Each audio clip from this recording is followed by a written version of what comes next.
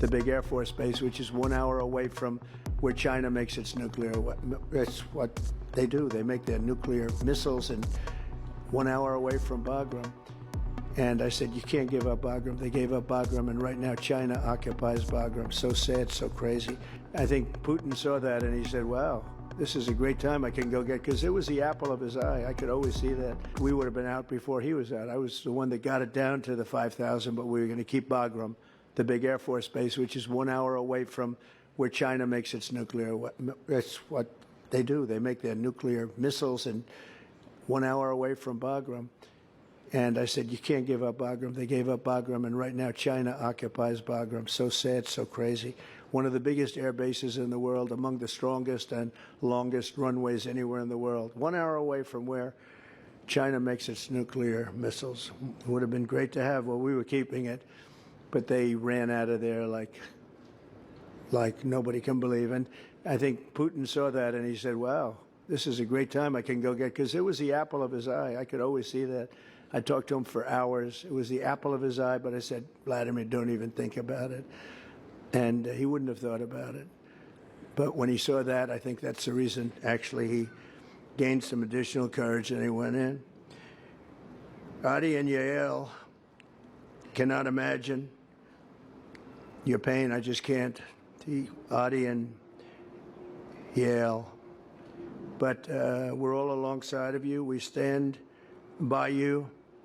And we're going to do everything possible in a very short period of time. You know, as you know, things are heating up there. I've gotten a lot of hostages out.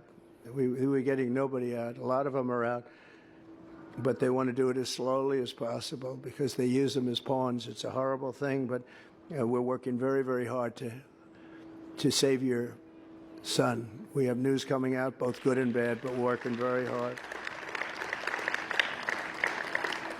And I have many parents seeing me. I was with hostages, 10 hostages that got out. They came about 3 weeks ago to the Oval Office right here.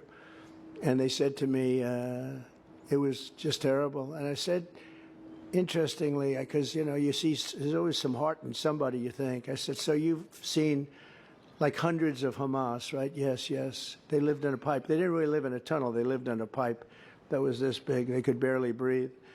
It's amazing when one was in for 305 days, one was in for over 500 days. But I got them out, and through very tough, the whole thing was very tough. I said, did you ever see any love or kindness? Like, did any of these people that were guarding you, the Hamas people, did they ever look at you and say, don't worry, you'll be all right? Or did they ever look at you and say, I'm going to sneak you a little extra bread or a little extra something for eating?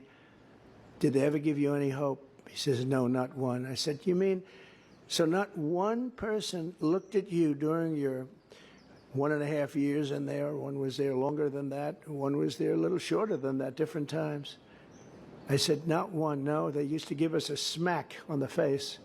They would never do that. They not one. So there wasn't one person out of hundreds that said, I'm going to sneak you a little bread. I'm going to make sure you get home safely. Not one.